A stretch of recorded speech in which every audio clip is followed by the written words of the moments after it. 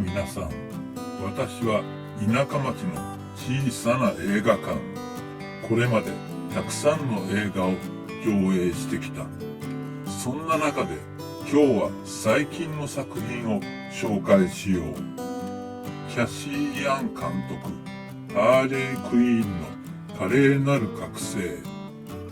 グレタ・ガーウィグ監督、ストーリー・オブ・マイ・ライフ、私の若草物語、レイチェル・グリフィス監督、ライト・ライク・ア・ガールの3本だ。女性監督が撮った女たちのパワーに元気づけられる映画ばかりだ。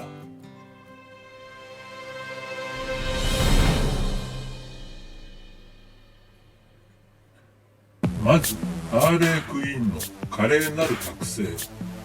他の2作が本国では2019年公開なのに対し、一番新しい20年作品。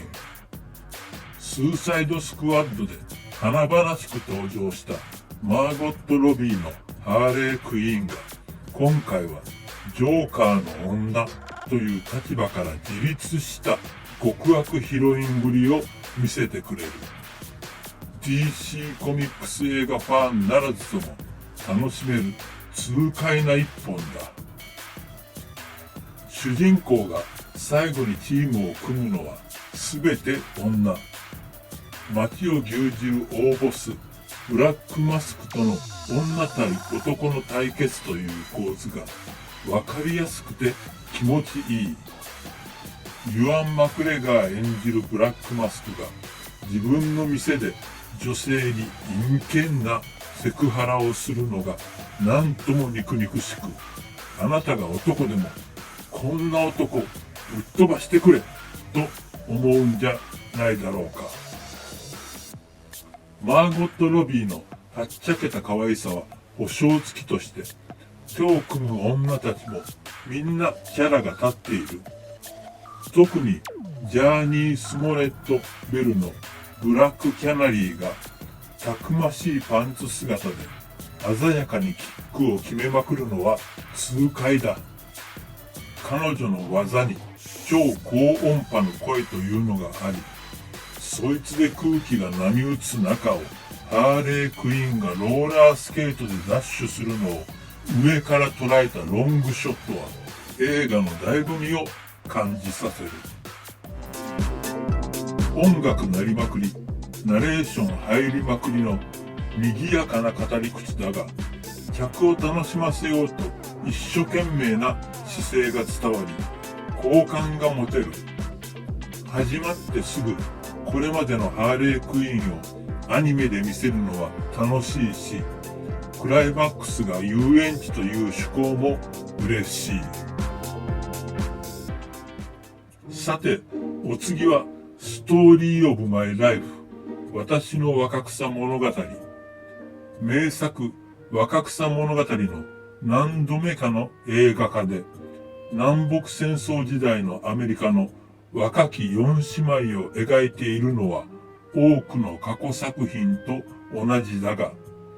原作者オルコットの分身である次女のジョーが出版社に若草物語を売り込みに行くところから、昔を振り返るようにして描かれているのが新しい。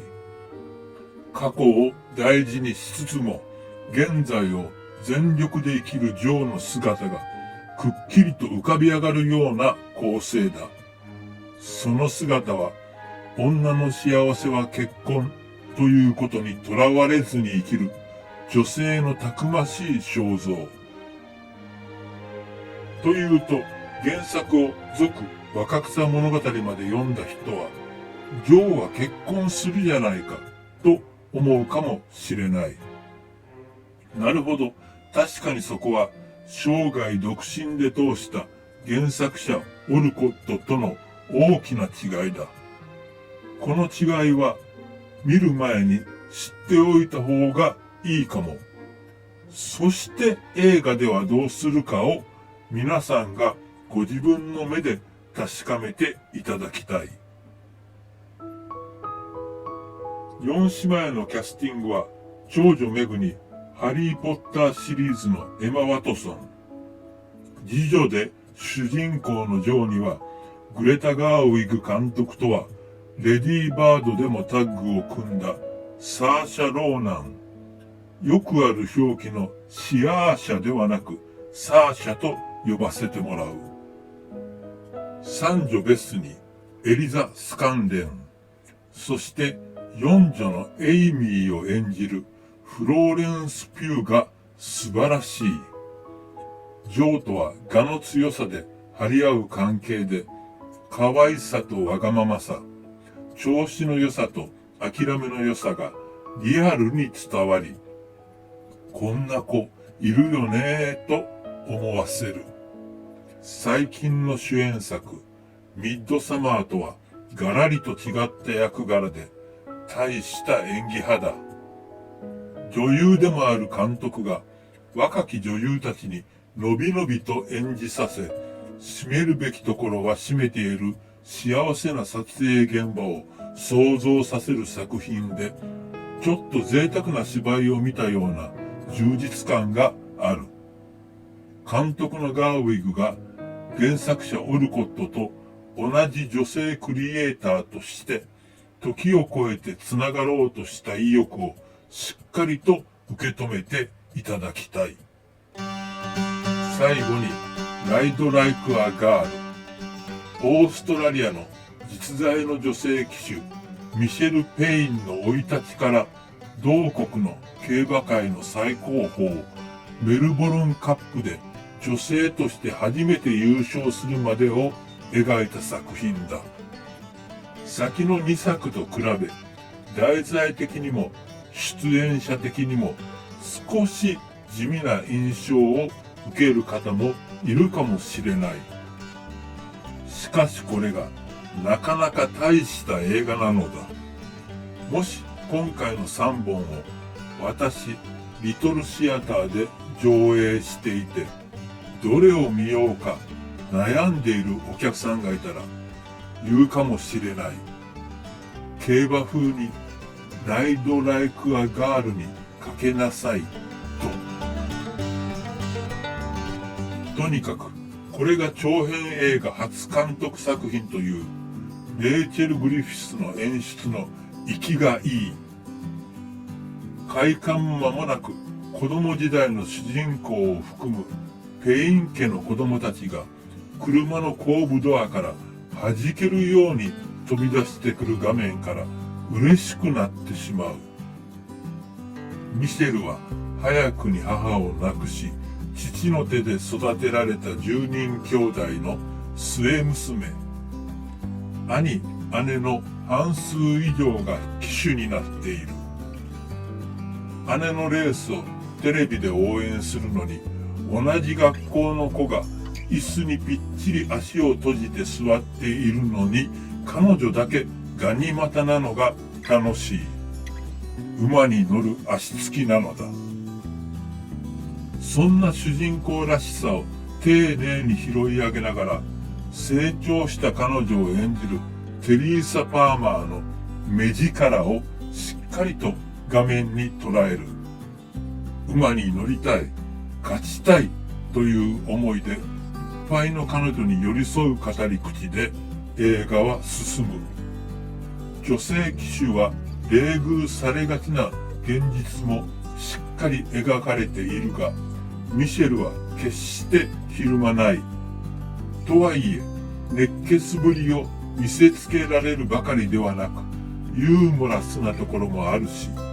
パートナーとなる馬と出会うシーンは実にみずみずしい。ペイン家の偉大な父親を演じるのはサム・ニール。思いのこもった表情が映画に深い味わいを与える。すぐ上の兄スティービーは馬の世話係として彼女を支え続けるのだが、ダウン症ということで外見的にもそれらしい人が演じている。小手先の芝居では出せない人間味があって、いい役者さんだなぁ。と思って調べると、なんと実在のスティービー・ペイン本人なのだ。クライマックスのメルボルンカップ前にミシェルと勝利を確信するところは素晴らしく、見ていて頑張れという思いが強まる。映画の主人公を本気で応援できるのは幸せなことで、彼女は観客の代わりに勝利に向かって走ってくれるのだ。さて、今日のお話はこれでおしまい。次回は何を語ろうかな。それではまた会おう。